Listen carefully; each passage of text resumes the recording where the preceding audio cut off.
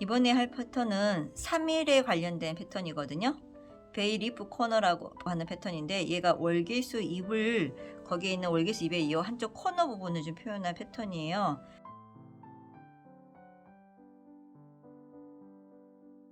지금 여기 자료에는 큰 하나의 바탕에 이 잎을 붙이는 것처럼 되어 있는데, 저희는 그렇게 하지 않을 거거든요.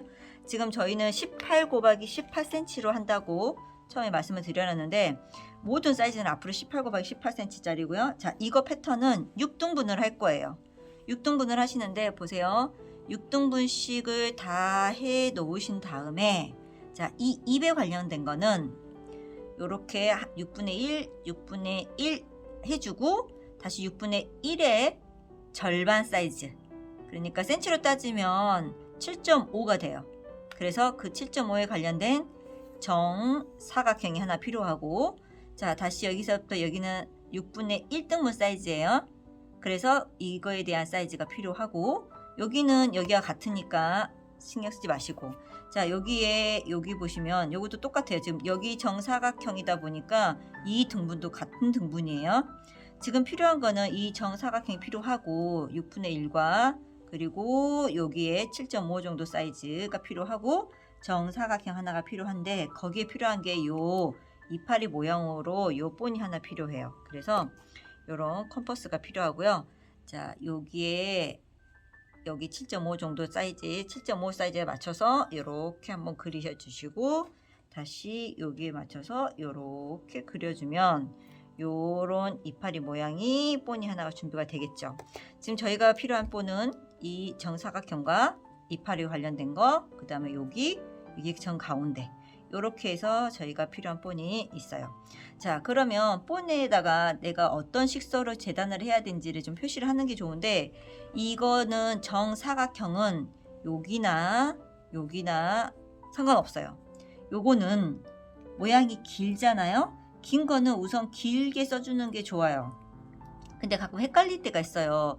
우리가 패턴을 완성을 하다 보면 원래 기본적으로 가장자리, 여기 각 부분, 여기 라인 있죠. 요 라인은 식소를 우선으로 하거든요. 그렇게 따지면 얘 식소는 요렇게 되는 게 맞아요. 근데 이렇게 되는 경우 사용해도 크게 틀리진 않은데, 긴 거는 긴 식소를 좀 우선으로 써주는 것도 있어요. 그래서 여러분들이 선택을 하신다 그러면 여기를 써도 좋지만, 원단이 예를 들어 길이가 안 나온 상황이었을 때는 이렇게 써주는 것도 좋은데, 우선은 긴 거는 그 부분하고 상관없이 길게 식서로 쓰겠다라고 생각을 하시면 좋겠어요. 자, 그리고 여기 있죠, 이파리 모양.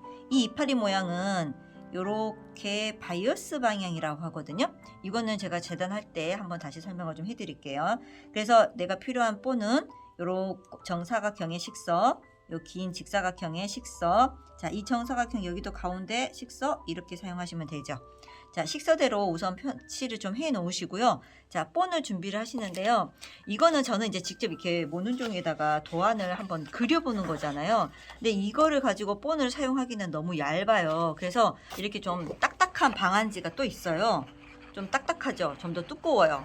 약간 도화지 같은 경우라고 해야 될까요? 그래서 이런 방안지를 좀 준비를 하시는 게 좋아요. 그래서 내가 필요한 본을 여기다 다시 하는 거죠. 다 그릴 필요 없어요. 지금 여기서 필요한 치수가 딱딱 떨어졌을 거예요. 그러면 거기에다가 정확하게 그려주시고, 그래서 그려준 사이즈, 자, 이렇게 방안지를 하나 이렇게 딱 자르시면 되죠. 그리고 아까 얘기했던 이런 타원형 모양 있죠. 이거 이파리 모양도 컴퍼스로 그리셔가지고 이렇게 본을 만드세요.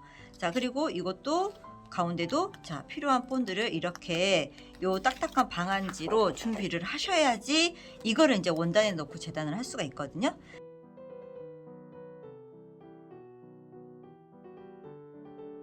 자, 바탕은 제가 이거를 골랐고요.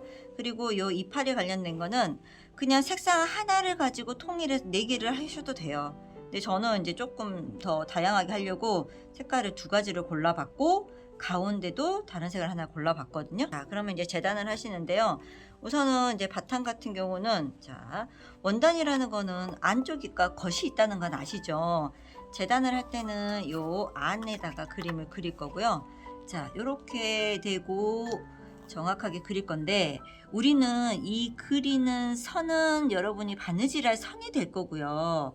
바느질할 선이 있으려면 여유분이라는 게 있어야 되거든요. 그 여유분은 시접이라고 얘기를 해요. 근데 그 시접은 많아서 좋거나 적어서 좋은 게 아니에요. 시접 같은 경우는 0.7cm 정도나 많게는 1cm 정도만 준다고 생각을 하세요. 이거 일정하게 주는 것도 중요한 거거든요. 내가 0.7을 줬으면 전체적으로 0.7이 되게끔 시접을 남기고 재단하시면 되고, 나는 0.7이 좀 작더라, 그래서 나는 1cm를 시접을 줘야겠다라고 생각하시면 1cm 시접을 일정하게 주시면 돼요.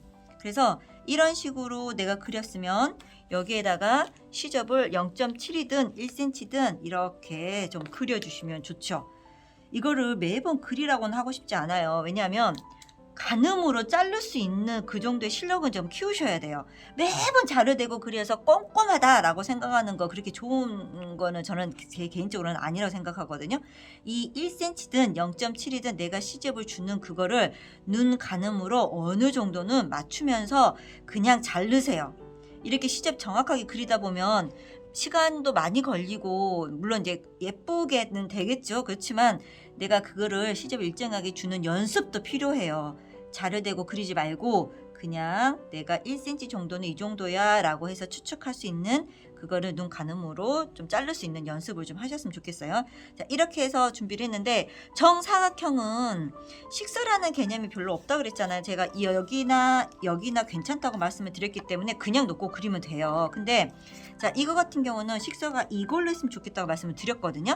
자, 그러면 여기서 물어보는 게 있어요. 식서가 뭐예요? 라고 물어보거든요. 식서라는 거는, 자, 원단을 보시면 요렇게 그 천 끝부분들이 있죠. 이게 구멍 똥똥똥똥 뚫어 있거나 여기다가 천 이름이 적어져 있거나 뭐 이렇게 번호 같은 거 적어져 있는 부분이 있죠. 그 부분을 이렇게 만져보세요. 이렇게 잡아 당겨 보세요. 이렇게 잡아 당기면 늘어남이 없어요. 약간 탱탱하다는 느낌? 이렇게 생긴 거를 식서 방향이라고 해요. 그러면 식서가 아닌 반대 방향 이거 있죠.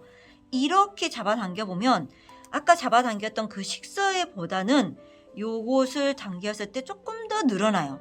이건 푸서 방향이라고 해요.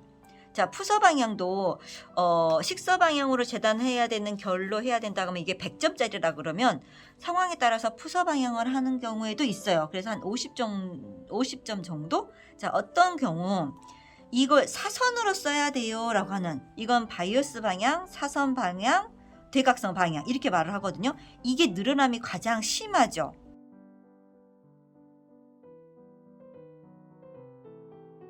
그래서 우리가 패턴을 하다 보면 식서 방향이 이걸로 해주셔야 돼요 라고 말씀을 드렸으면, 자, 이거죠. 이 식서 방향을 요걸로 해주세요 라고 말을 하면, 자, 결을 찾아서 늘어나지 않는 방향을 찾아서, 자, 그 방향대로 놓고, 이게 식서 방향이니까 내가 원하는 식서 방향대로 놓고 재단하시는 게 맞고, 자, 이거 같은 경우는 바이어스 방향이에요 라고 말을 했단 말이에요. 그럼 얘를 이렇게 그리면 안 된다는 거예요. 얘를 이렇게 그리셔야 돼요.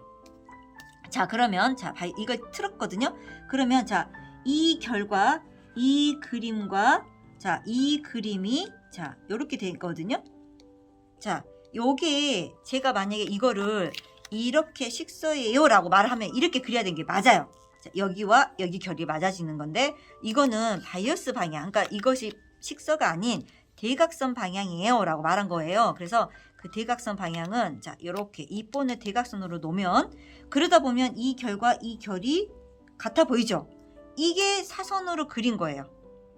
그래서 요렇게 놓고 요거를 이런 식으로 자, 그려주시는 거, 이걸 바이어스 방향으로 그렸어요 라고 표현을 하거든요. 그리고 여유분을 1cm 정도 잘라주시면 된다는 거. 식서, 여러분이 제가 사실 1일부터 식서 부분을 얘기를 해드려야 했었는데 그 부분을 좀 놓쳤어요. 그래서 지금 이게 3일자인데 이때 지금 제가 식서를 좀 얘기를 좀 강하게 어필을 하고 있거든요. 그래서 여러분 식서는 잘 좀 확인을 하시고 다음에 패턴 할 때 참고하셨으면 좋겠어요.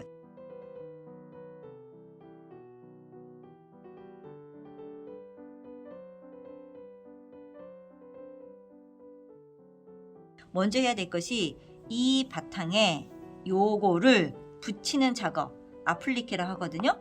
아플리케 먼저 작업을 하셔야 돼요. 이거 손으로 하는 아플리케도 있는데 이제 조금 다른 방법을 설명 좀 해드릴게요. 자, 이거를 재단을 하셨는데 다른 거 할 때보다는, 그러니까 아플리케 손으로 한 것보다는 시접을 조금 더 주세요. 한 1cm에서 1.5 정도까지 줘도 좋은데 저는 1cm만 줬거든요. 자, 요거를 안에다가 요 본을 놓으시고요. 다리미로 요렇게 해서 요런 식으로 자 쓸어서 시접을 안으로 요렇게 다려주세요. 이렇게 해서 또 요렇게 해서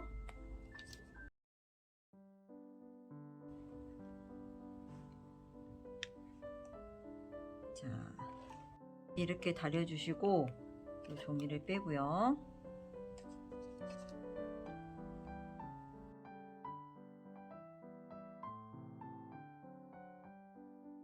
이렇게 된 거를 여기에다가 올려놓고 그냥 공구리기를 하셔도 돼요.